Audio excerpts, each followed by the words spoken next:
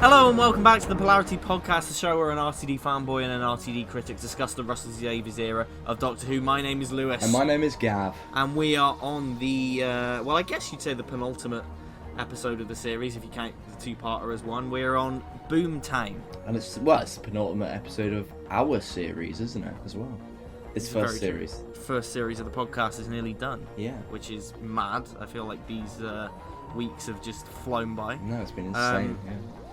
But we still have this and the finale left. So Boomtown, perhaps the I'd say definitely the comedic episode of the series. Definitely one that I think is more overlooked. Yeah, I'd say. I think this is one that I think gets a lot of stick. Well, not a lot of stick. I think more just gets a lot of, oh yeah, that one exists. Yeah, because it's quite. It's quite light and fluffy. Yeah. So, what do you think of Boomtown overall? You know what? I bloody love it, to be honest with you. Like, that fucking surprises me. I thought you were going to hate this. No. I think this is excellent. I think this is one of the best ones in the season, to be honest with you. Or series. Well, I'm really glad to hear you say that, because this is really bloody good fun. Yeah, it is. I love it. I think it's so infectiously fun. It is definitely the series taking a step towards more overt comedy, and your mileage on that will vary. Yeah, but it's really, really good fun, and I've never really got behind the hate for it, I guess. Well, it's comedy with a bite, though, isn't it? It's not exactly just... Yeah.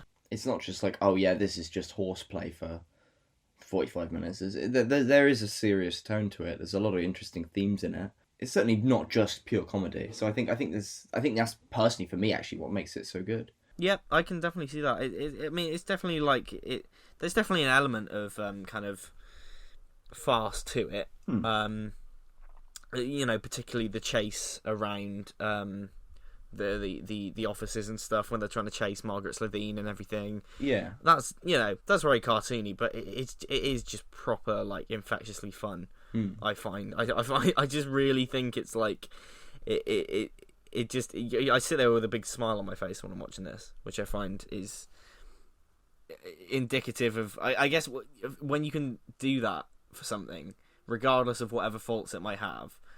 I'd say that's a sign of a good episode if you can sit there with a massive smile on your face, right? Well, that's how I feel. I kept pausing it to write stuff as I do for every episode, but I just didn't want to pause it. It was just nice. Like, it felt like a very. It was, I guess, what people these days like to term a kind of comfort episode. Do you know what I mean? It felt very comforting to watch. I suppose it's a very it's excellent. Yeah, agree. For that really sweet episode. And just the actual story, like you said, there is a weight to it. I'll talk more about it, as we go on through the episode. But it's no secret this episode was written at the last minute as a replacement, which kind of explains why the episode is the way it is. Why it brings back and reuses actors from the Aliens of London two-parter. Why it all pretty much is just on location in Cardiff Bay. It was a last-minute replacement, but I think, as last-minute replacements go, making it this huge showcase of Cardiff Bay, why not? Go for it. It's like, I'll say it now. Cardiff Bay is like one of my favourite places on earth. It's excellent.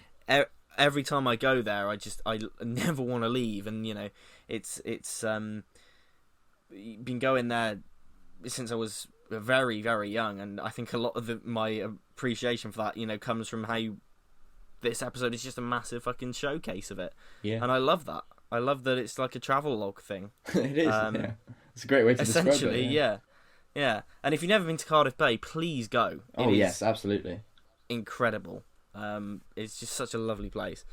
But like you said, like I was saying, the story itself then, actually expanding on the Slitheen's character, specifically Margaret Slitheen, Blonfowl Foch, as a character, I think that's a really kind of unique and not necessarily ambitious, but interesting way for the episode to go, given that it absolutely could have been just a bit of fluff.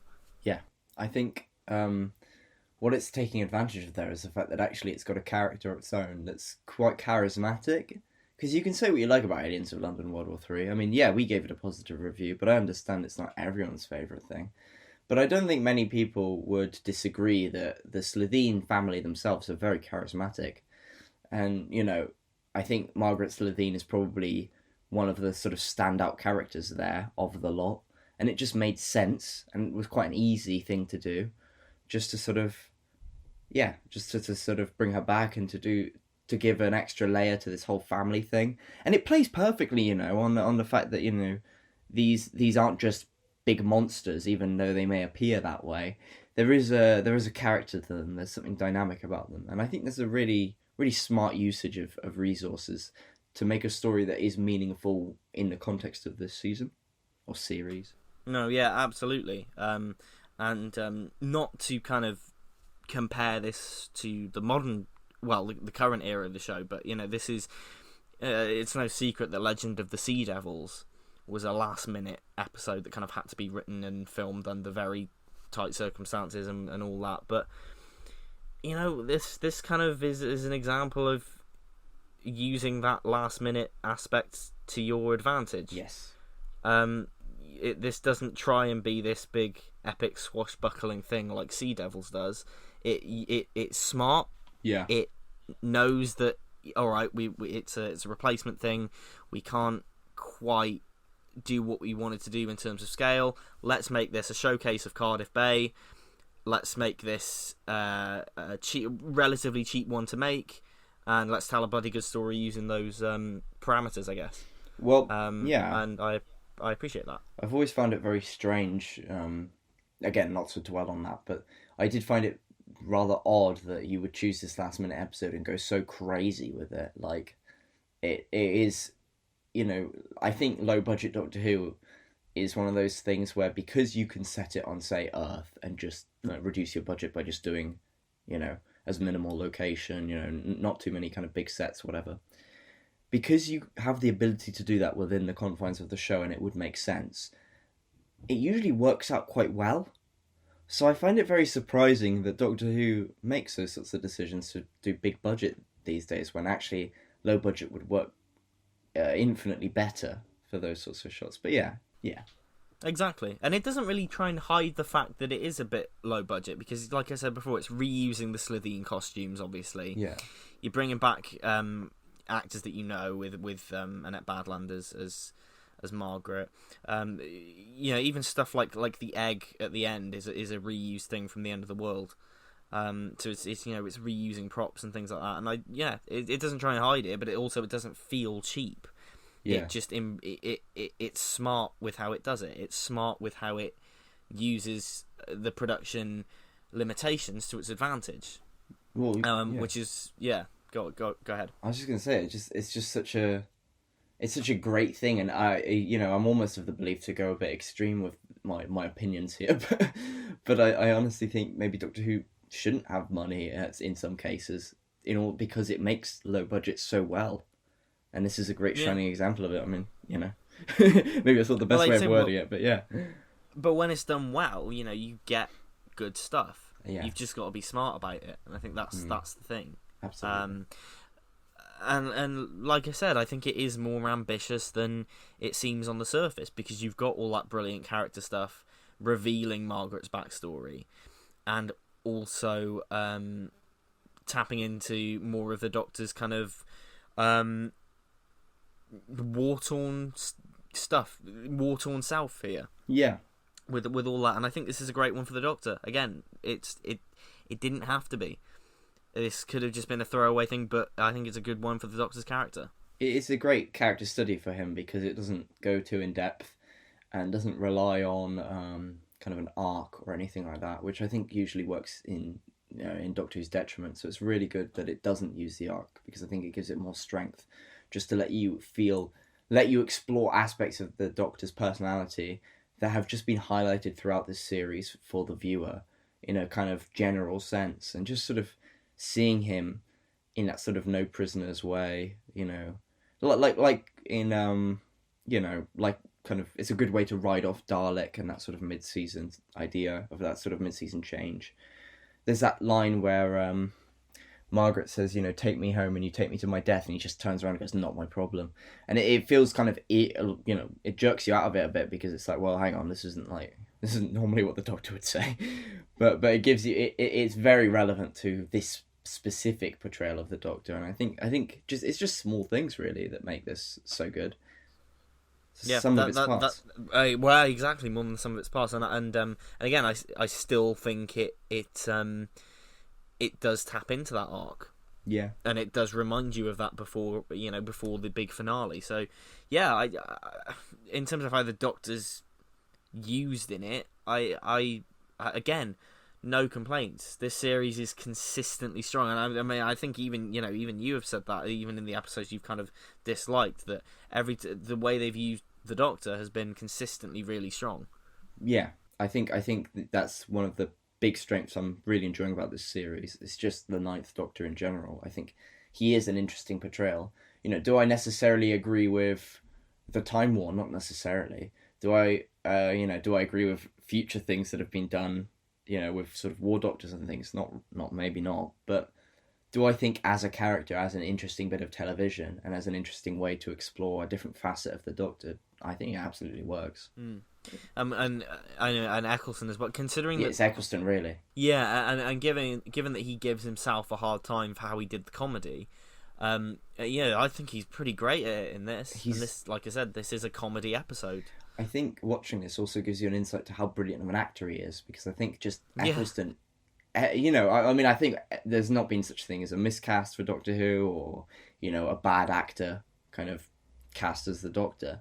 But Eccleston really does shine. He's one of those people you just know is an actor with a hell of a lot of caliber, and it really shows in his performance throughout all of this, but in this as well. Yeah, I think it's just it's excellent. Exactly, and he holds his own in this, which is is pretty incredible, given that he's sharing the screen with an ensemble cast. This is the one episode in the series where it's a crowded TARDIS. You know, getting a bit into the Davison era stuff, and right back to the beginning with Ian and Barbara and Susan. Yeah. This time we have Rose, Jack, and Mickey, and broadly, what do you think of the companions and how they kind of contribute to the whole? Do you know what? In this episode, I genuinely think that it's like quite a nice ensemble. Like generally, I think it's probably well documented throughout my internet history. That sounds ominous. Well, my footprint on the internet, shall we call it? My footprint on the internet is well documented that I'm not usually a fan of big groups in the TARDIS. I usually just like one Doctor, one companion sort of thing. Simple kind of format. I just think it works the best. But in this sort of one-off situation, where you've got these characters that Russell has like crafted throughout, and other writers, of course, have crafted throughout the whole series, and they're all sort of coming together into this little ensemble. It gives you a very kind of warm feeling. Like, especially when they all come in at the very beginning, when they're in the TARDIS, just kind of, I don't know, mucking about, I guess. It's very, like... It's very, very sweet and really, really wholesome and warm and comforting in a way. I don't know how else to describe it, but it's really... It just works in this situation because these characters have been built up separately, and they're having a little bit of time where they're together, but you know it's not forever, and it's really nice. And you are, I think maybe I don't necessarily like Captain Jack on his own, and I don't necessarily like Rose a hell of a lot, although she has definitely grown on me, I will say that. Nice. And he's alright, but together it kind of just seems to work out quite nicely. I mean, I'd say Jack is a bit of an odd one out in that dynamic, but it's not too bad. I think they're all really fun together in this. And like you say, it adds to that warm feeling. I love that scene where they're just in the cafe at the start, just before he sees the newspaper. And they're just all laughing and joking. Yeah. And it's brilliant. And like, it wouldn't surprise me if a lot of that was improvised, because it feels very natural. I mean, we know that Chris Eccleston didn't and doesn't really like John Barrowman, but I mean, it just, all that, you wouldn't tell by looking at how they play off of each other in this, and how they play off kind of the other members of the cast as well. Yeah. And I think I really like Jack and Mickey's relationship. It's really fun. It's really funny, and I would have liked to have seen more of that. I love the whole, just the banter. The banter is really fun. Like you said, when they step out of the TARDIS at the beginning, it's great. It's I could watch these guys all day. I think they're all brilliant in it.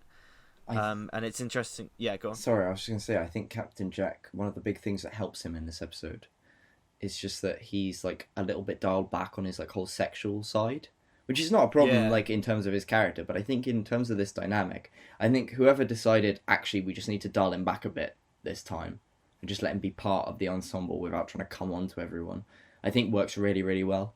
That's all I want to say. Yeah. Yeah.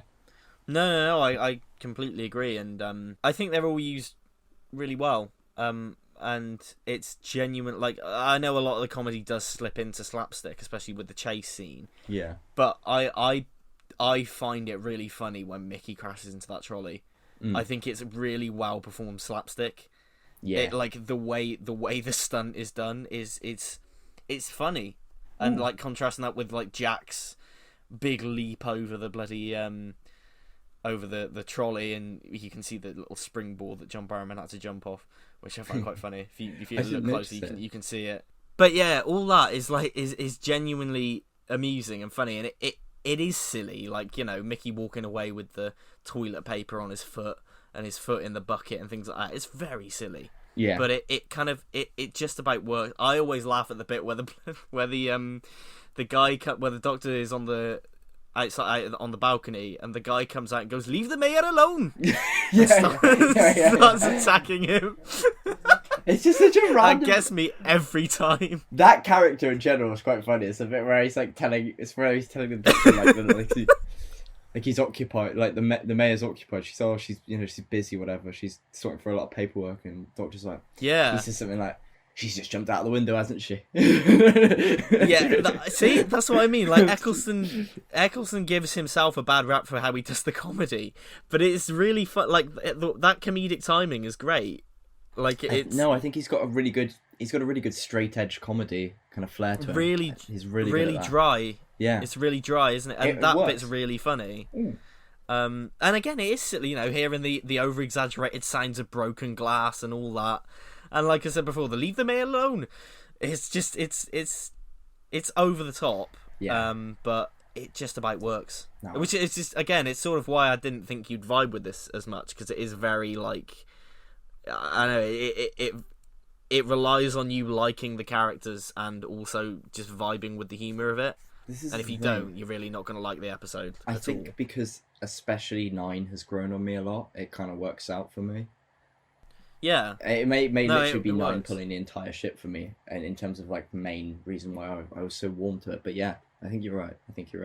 Yeah, and it's that shot when they're all in the alley as she's teleporting away, and they're just all together. I just like that one frame. I just look at them and I'm like, yeah, I really like watching these characters interact. They're really fun together.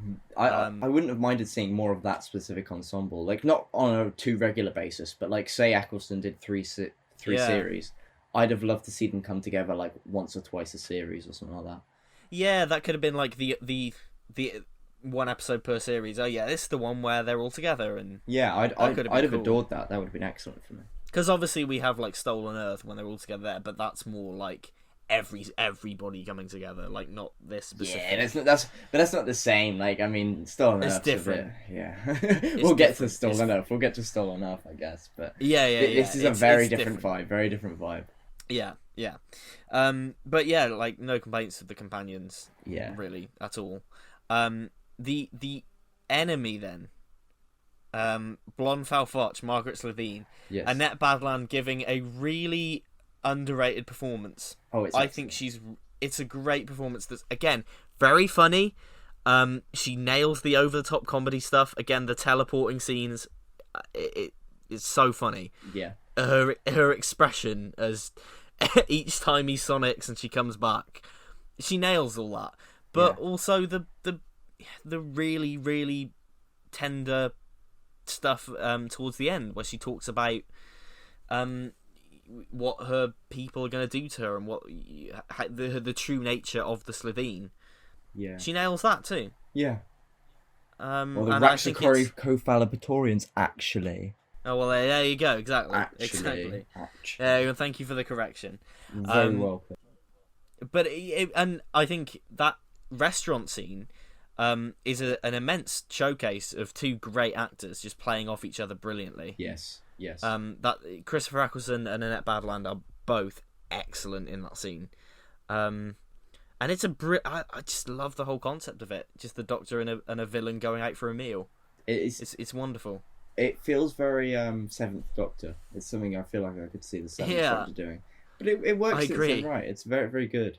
It does kind of bring me to this recurring thought I have throughout the series that like I do think I would have just liked to see another McCoy season. It just makes you think of that for a lot of this. But like, I get you. Keep that out of my head. It's a new thing. But it feels like those vibes kind of carry through. Yeah, and I think she Annette Badland, like, she knows exactly what she's in. Yeah. She knows what she's doing. That whole thing where she's like trying to kill the Doctor and he's on top of it. It's like a vaudeville routine. It's just this classic comedy sketch but played straight. Yeah. And with a serious element to it. It's really well done, actually. It is. Like it's just this brilliantly written and brilliantly directed thing with the poison dart and the poison in a drink and everything. Yeah. And the breath. It's just great. It's really fun. It's infectiously fun. It is, and it's also it's those little bits that I really like about the Doctor, because like I think it's often one of those things where it's like sometimes it's quite tempting to approach the idea of the Doctor maybe as this sort of god or this huge super being, whatever. But actually, I think it's moments like this where you give him a good foil, and you give him a good few like bits that he can play off, and get him in a situation like this where he's just on top of his game. He's not necessarily all powerful. He just knows what he's doing, and that for me is peak Doctor. That is exactly how the Doctor should be. It's really great, well. And the steak looks nice. Steak and chips. Yeah. While he's like foiling this woman's plan to kill him. Yeah. It's really fun. It is. It's so good, and I can't. And the way Margaret is used in this, like, who'd have thought the wacky comedic villain from a couple of stories ago would be used in such a kind of heartfelt and emotional way, like that scene where it's the Slitheen, like, she's revealed her true form because she's going to kill that woman. And she just sits down in the bathroom and just sort of groans and starts crying a little bit. I assume that's kind of the intention, and it's sort of semi-funny, but it's an interesting use of that character that I don't think anyone really expected. It's definitely like when I was watching it, I felt it was riffing off that sort of Y2K girls chat sort of trope, where they try to present. Yeah. It's like kind of in a chick flick, isn't it? Where you have like, this moment that's kind of assumed to be what girls do. Obviously it's a stereotype, and kind of putting that sort of flick on it, where you have this alien in the toilet instead, but she's still somehow relating exactly. It's a very human moment. It's very interesting. I just think it works really well. It's one of those things where the strength of it is kind of the meta aspect, in that it's riffing off something the audience probably has seen quite a few times before, but just with an alien instead. It's just really clever. Exactly, and with an alien that we have been shown to be this very over the top cartoonish villain, and it's like this. It's great. It's really good. Yeah. Supporting cast wise, there isn't a huge amount to talk about in here. I do want to. I highlighted the guy earlier who comes out and attacks the Doctor. I wouldn't say he pitches his performance perfectly. It's more like he just goes way over the top and runs with it. Yeah. But that somehow works. It's just that's what this episode needs to be, I guess. It needs to have a bit of that. Yeah, we also have a returning cast member from Remembrance of the Daleks. Yes, I saw that straight away. William Thomas as Mr. Cleaver. Yep. Just like with Alan Davis as Mr. Sneed in Unquiet Dead. He's an actor that pops up in a lot of Welsh dramas and Welsh comedies. Yes. I also know him from Gavin and Stacey. But yeah, William Thomas, he's been in all sorts of fucking things. He's in loads. He's in Torchwood as well, actually. He pops up in Torchwood. Oh, really? Later on. So he works his way around the Whoniverse. But he's only in this briefly, but you know, he's a great actor. Yeah. Everything he's in, he makes an impression with the small kind of part he has in it, really. Yes, absolutely. Plus, it's the first time somebody from the classic series pops up in the new series, a performer anyway. So, and what a classic episode to have previously come from. Oh my god. Yeah, yeah, exactly. The best episode of all time. We get Kathy, played by Marley Harris.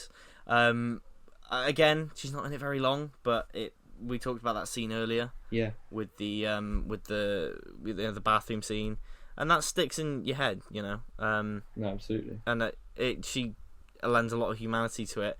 It's really just those two with the supporting cast, isn't it? I can't really think of anyone else other than bit parts. Yeah, there's nothing really. Yeah, it's quite contained, I guess. The rest is just like extras and people are all walking around. Yeah. Exactly. Yeah. No. So yeah. You know, design and the effects. We've talked about it. It's a low budget episode, budget saver. Well, so there isn't really much, but we do have that big CGI set piece. There's some pretty impressive with stuff in here. Yeah, there is. It's that big CGI thing with the rift and everything. With what would obviously go on to be Torchwood 3.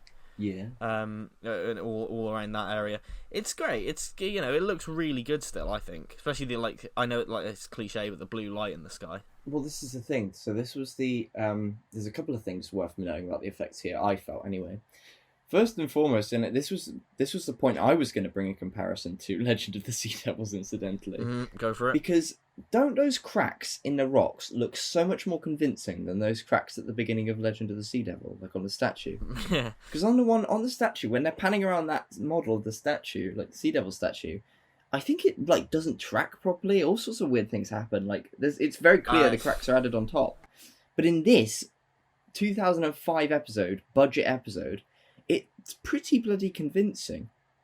The cracks there's look all good. Sorts of problems with the VFX and the editing in Legends of the Sea Devils anyway. Well, so. yeah, but I just thought it was interesting to note just how much better principally the same effect is in this. Yeah, it's a CG crack and it just works well, I thought. It's very true. It's I think it all holds up, and like you say, it's the even the shot of like Rose running away from it. Yeah, that still looks all right. It's fine. Like, it's nothing wrong with that at all. Exactly, and I think it helps that it's dark. Yeah, it's a dark thing. But take advantage of it. Take advantage of it. There's also take advantage of it. It also feels like they learnt a lot from Aliens of London World War III in terms of how they approached the Slitheen rather. Yeah, it's really interesting that because it just seems like all the effects are just slightly tightened up on that, and it looks good. Exactly. Again, it's like I said last week. The confidence in the production team is growing. Yeah, definitely. And I like that. And yeah, this is a good example of that. Like you say, they've used CGI to their advantage. We do get a setup for the Heart of the TARDIS thing that will come into play in the finale, and the effect of that looks really good as well. Yeah, really, I don't really have any complaints about the effects. No. There's nothing to really complain about. There's the worst effect there is possibly like the CG Slitheen, but it's used far more sparingly, and it's not really sparingly, exactly. It's not really a problem because they don't have it running down corridors this time, which I think has helped it a lot. I think it just works a lot better. I think it's a tightened up, it's less budget but weirdly more tightened up visuals. I felt so really good. Really good. Yeah, and it's. Again, it's smart. Like I love the visual of like the Margaret's arm. Yeah. Coming out of her ordinary jacket. It's it's cool. And like, design touches like that are really fun. Yeah. The surfboard, you know, looks very it's a very memorable design. It's all great. Like it's not. And even the way that the TARDIS is used in this with the smoke, I love that shot of Eccleston. It's like with the blinding light behind him, Yeah. like, and it's so overexposed on purpose. Yeah, That's great. Like stuff like design touches like that and the lighting and stuff. It's really fun. I absolutely agree. It's just all around an excellent sort of bit of sparing work. It's one of those great examples. I think some modern television and movies, not specifically Doctor Who, just anything, could learn from is this idea of, yes, CGI can be good, but here's how you use it, like, in a way that benefits the visuals rather than just dominates them. And I think it just works really well. Combine it with practical effects, and you'll get magical. You'll get absolute magic. Yeah. Which leads me on to the direction. Joe Ahern back again, on a really bloody good streak. Yeah. He absolutely, I think, is the MVP in terms of directors for this series. Yeah. So he's back again from Father's Day, and Dalek, and he'll go on to direct the finale next week. Yeah. He once again, he adds a lot of energy to the camera work. There's some really fun camera work in this. He knows the assignment. I think that comedic chase scene, there's a lot of like over the top push-ins and things. Yeah. And it's just some really kinetic camera movements, and the direction is great. I think it's very dynamic. Really it's very dynamic, and it also just like in a weird way, it's just in terms of the choice of shots. I guess it feels quite cinematic. Like, it does in a contained way. It doesn't feel like it's trying to overstep itself. It just feels like it's making some shots that you might see. Say the opening shot feels like it should be in a movie, but it's just a 45-minute bit of budget TV. It's just really good, really good. Yeah, definitely. I completely agree. Like the shot of William Thomas's character, like you said, the opening shot through the doorway, and the kind of the way the light's coming through. Yeah. That's the one you're on about. Yeah, I thought so. Yeah, it's great. It looks really good. Solid. Joe Ahern, he really is, I think, the MVP of Series 1 in terms of direction. I agree. Absolutely fantastic. And in terms of as a showcase for Cardiff Bay, it makes that place look great. I love that when Rose and Mickey are stood in front of, again, what would become Torchwood 3, with the fountain and the water. Yeah. The way that shot's brilliant. Like, it's just those two in front of the of the thing. It's really good. There's such an excellent the direction in this feels like it takes advantage of everything that it's got. Yes, I agree. So yeah, you've got the smudged lens aesthetic, but every time Joe Ahern seems to use it, there's this sort of I'm gonna do some serious bloom by like pointing it towards a big light source or something like that, Really taking advantage of every little thing. That's just one example, but you've got so many like different like ways of like, oh, I've got this, so I'm gonna use the camera like this. I just think it's so clever and so resourcul. Excellent stuff. Absolutely. What a choice for a kind of budget bit of TV, someone who really knows how to take advantage of those resources. I felt 100%, because I mean, you wouldn't think he would be on an episode like this. Yeah. You think he'd be on one of the more kind of for want of a better word, epic ones. Yeah. But yeah, he is great. Finally, then, music. This is really the first time I think Murray Gold taps into his signature comedy music that he become known for. But again, because it's in Series 1, there's a different feeling to it. There's less of I think there's less of it anyway. The boom, boom, boom, boom, like that you get, like especially in like series. I'm thinking of like Time with the Doctor, Series 7, stuff like that. There's a lot of like just comedy music like that, and there's definitely stuff that like that here. But it feels different. The big thing that comes to mind is that big piece where they first come into the Cardiff Bay and they step out the TARDIS and everything, and we get the boo doo doo doo doo. Like, it's very like, it reminds me of a fun fair. Yeah, reminds me of something you hear at a fun fair. But it's distinct and it's unique. So yeah, what do you think? Oh, I thought it was crap, to be honest, but it was probably the only thing that detracts from me in this episode. Like, it's just the one thing. I thought it just doesn't feel right for me. It doesn't feel like Doctor Who. It's just, I don't know. I'd rather watch this episode with no music at all than see it with this music. Like, it doesn't help for me.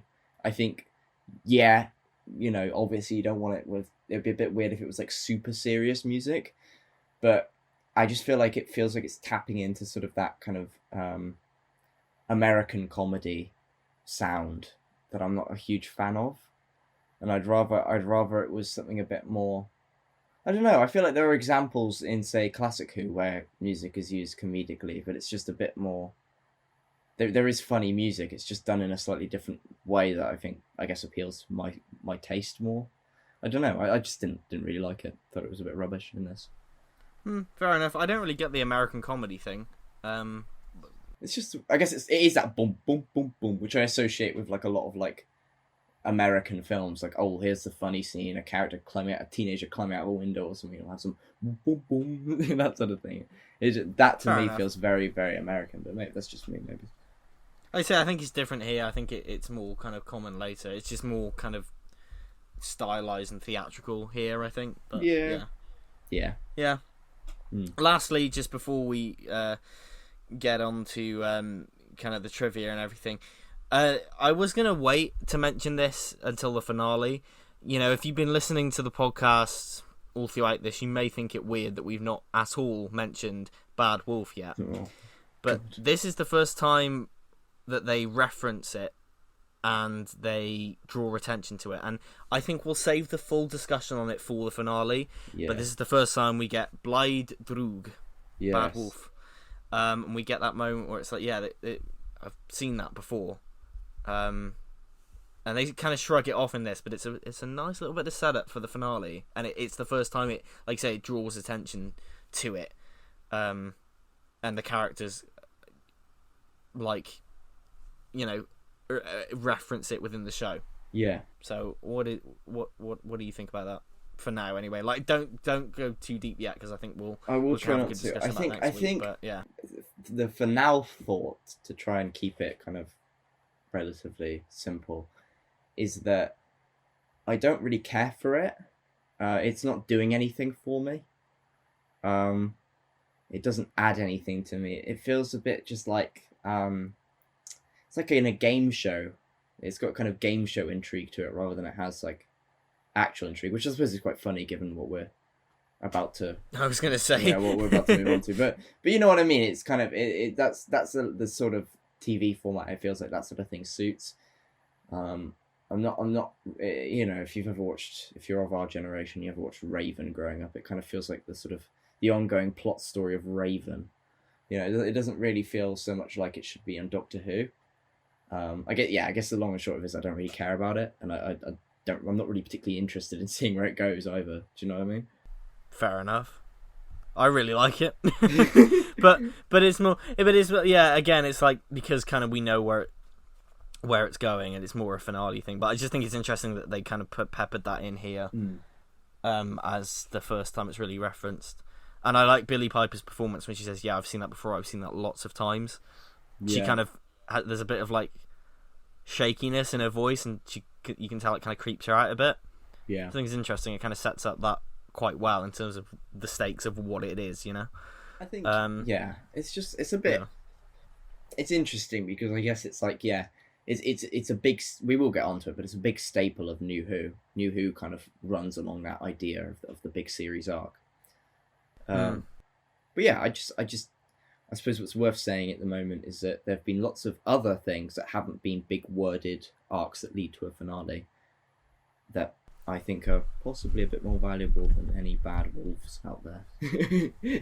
That's the only way I can think to word it. Well, I think I think one of the big distinctions between Russell and then Moffat and Chibnall, Russell always liked to pepper these words and phrases in. Yeah. And you kind of would wonder what these recurring memes, I guess, would be. So in this, it's Bad Wolf. Series 2, it's Torchwood. Series 3, it's Saxon. And that's probably my favourite of them. We'll get to it when we get to Series 3, but I love... Yeah, we'll get to it, but that's probably my favourite of the peppered in kind of words and phrases. And then Series 4, it's the birds are disappearing... bees are disappearing, sorry. Which is interesting.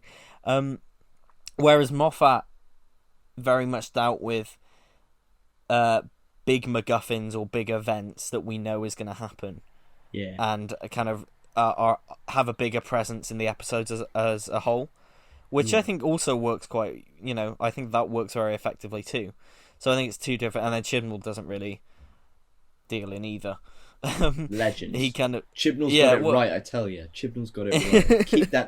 Keep that out of my Doctor Who. Keep that far away. I don't want any of those Moffatisms or those series arcs. That's what causes the most vitriol in me, I tell you, though. All of that really. Stuff. I really. It's going to be an interesting discussion next week, then. Series finales are the bits I dread in this podcast the most, but yeah. Yeah. God, this next week's not going to be fun. But it may be fun to listen to. Yes. So. I hope so. It will be. Do you have anything to say before we get on to trivia? Not really. I think there's just I thought the dinner and bondage line was quite funny. Oh yeah, that's great. I wrote down here. And I do really like. I wanted to say I quite like the way there's these sorts of little bits of cheeky dialogue. So, for instance, when Margaret Slitheen says, "As long as I walk upon this earth, no harm shall come upon my citizens." I mean, there's so many like little meanings to that. Do you know what I mean? Like, I love it. It reminds me a bit of, if any of you have listened to the Lost Stories season 27, which you all should really. There's the audio animal where the aliens come down and they say, you will come to no harm. And spoiler alert, in case anyone is gonna listen to that and hasn't already. The big spoiler of it is that at the end, "you will come to no harm" is no as in KNOW rather than NO. So it's just them saying you will actually come to know what harm means because we're going to hurt you, basically. Oh, yeah. And I think it's kind of got the similar sort of idea to that, as long as I walk upon this stuff. There's like a couple of meanings there. No harm shall come upon my citizens could be referring to, her family, the Slitheen, or the citizens of Cardiff, which is also very true because as soon as she leaves, that's when the harm will come. Those sorts of things. I think it's just, in general, it's a clever little line, I thought. Worth bringing attention to. No, it is. And it's also very true. In that way where it's not like clever in retrospect. Like the audience knows exactly what she means from the offset. Like this is a sequel episode. If you were watching at the time, this isn't something where as it happened you would have only realised after. It's apparent from the offset. But it just works really well. There's some great lines in this in general. I love the way it's written. I think it's a really well written episode. Absolutely. So yeah, trivia time. So the reason this kind of was a last minute thing is because it was originally offered to Paul Abbott. Now Paul Abbott is an award-winning screenwriter. He's worked on stuff like Coronation Street, Shameless, Cracker. Fairly big name, I think, for them to get. But unfortunately, he had other commitments and he had to abandon the project. The original storyline that he submitted was going to be a thing wherein Rose was revealed to have been bred by the Doctor as an experiment to create the perfect companion. Oh my goodness! And the episode was going to be called The Void. Goodness me, that's quite a good one. I'm just going to say it now. I'm really glad that didn't happen. I think it would have been really fucking weird. I think it would have been weird, but I think it's an intriguing storyline, right? It's intriguing. It reminds me very much of Seven on his most manipulative days. Yes. I think obviously you would have to be, it definitely, if you didn't, it probably would have caused a lot of outrage, but I think as a concept, I think conceptually it's interesting. It would have been interesting. I think to see it brought back, but just maybe with just a one-off companion or something. I think a better version of it would kind of be to kind of rip off a little bit elements of the Seventh Doctor's relationship with Ace and do kind of a thing where he kind of puts her through tests to find the perfect companion. Yeah. But not necessarily bred, because I think that's just a little bit... That is weird. That's a bit strange. And I'm surprised that Russell seemingly kind of accepted that. I'm surprised that kind of went through, but yeah. Wow. Maybe it would have been changed and watered down to be what I just said, but yeah. That would have been it would have been a very different direction for the whole era, I think. Certainly. It would have changed pretty much everything. Yeah. But Yeah, so that's interesting. Okay. William Thomas again. I've spoken about. He played Martin the Undertaker in Remembrance of the Daleks. He also, I said about Torchwood earlier. He actually played Gwen's dad, Well, there you which go. I completely forgot about. But yeah, I put him in it again. He's great. Yeah, agree. Some original titles for the episode were going to be Dining with Monsters and What Should We Do with Margaret? Whatever should we do? What should we do with that would have been interesting. I think Been a it would funny have one. fit with Yeah, the episode's tone, but also I think Boomtown does as well. I think Boomtown's especially funny in retrospect, given it's the name of quite a prominent festival in the UK. I believe so. Yeah. I just think it's When I quite funny. typed in Boomtown into Google to get the pages up for this, it did come up with a load of festival stuff, so I'm assuming so. Yes. So, but yes. So yeah, it was intended just to show how beautiful Cardiff Bay was, which you already talked about instead, and it was it was a passionate thing from the crew because obviously this version of Doctor Who is produced by a predominantly Welsh production team, so there you go. It is lovely. It's honestly gorgeous for that. Yeah. Absolutely. So, interestingly, this could be a rumor. I've just noticed on the TARDIS wiki now. A TARDIS source. wiki. Yeah. This and take this with a big old pinch of salt. I'll just say it now. Old naughty TARDIS wiki, our good friend, the Yeah. TARDIS wiki. Take this with He's like a the third massive. host. I know, right? Take it with a big pinch of salt. But a source who worked on the production Oh, God. posted on Reddit that Christopher Eccleston and Russell T Davies came to blows during filming, and Noel Clarke and John Barrowman had to pull them apart. Now, we know that their relationship did break down and wasn't the best towards the end. I can't imagine them getting into a scrap on set. No, I feel like there would have been some instant firing on both sides. I don't think. Exactly. I don't think Russell would have been writing Doctor Who for another 3 series if that had happened. No. Surely. That seems strange. Yeah. Now, it's quite possible that came to blows means this was the episode where Chris went, "Nah, I'm done with this." Yeah. But the whole bit about Noel Clarke and John Barrowman, two of the real dodgy fuckers on that here, having to pull them apart, it seems strange to me.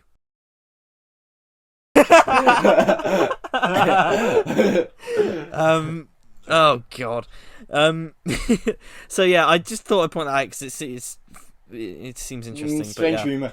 This is the thing about old TARDIS wiki, our friend on the pod. It's just Very strange. Could be a bit of an unreliable third host. I think I wouldn't necessarily trust what he says. Don't trust him.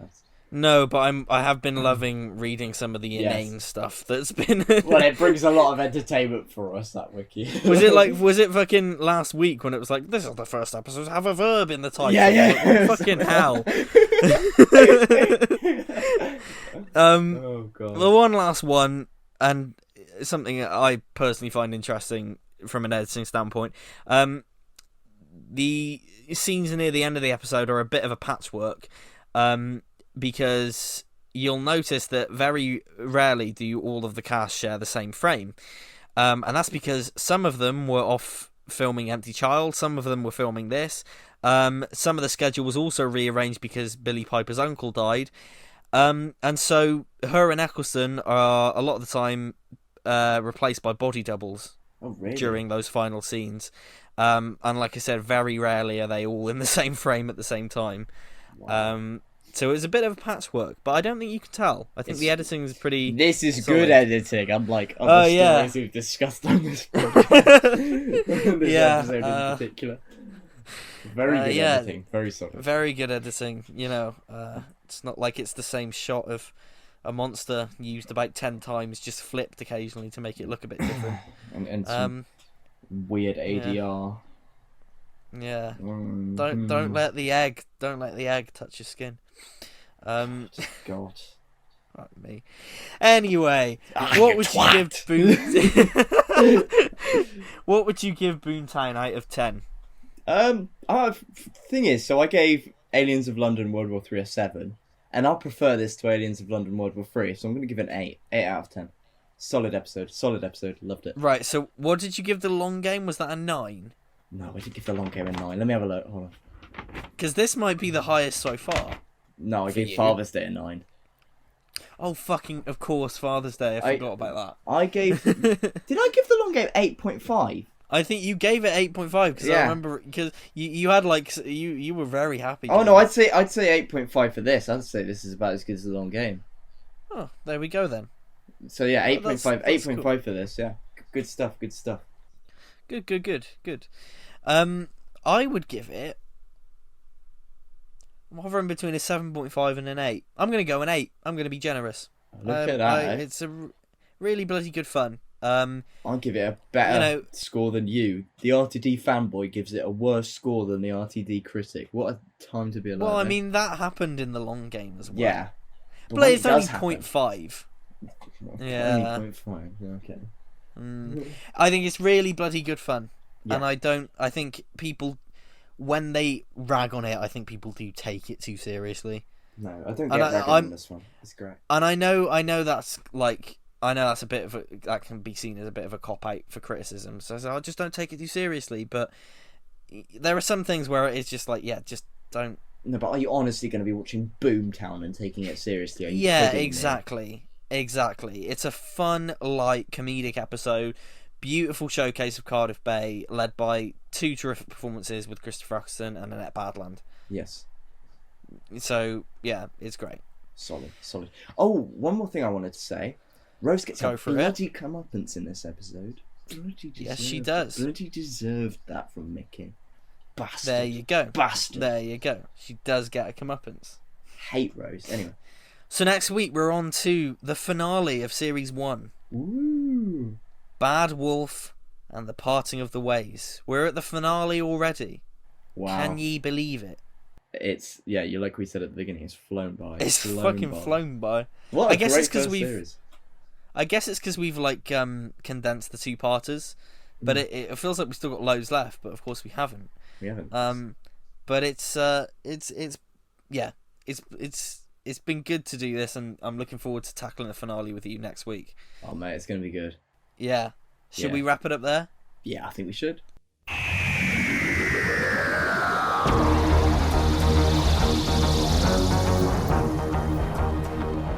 So thank you once again for joining us for another episode of the Polarity Podcast, the penultimate episode of the series covering Boomtown.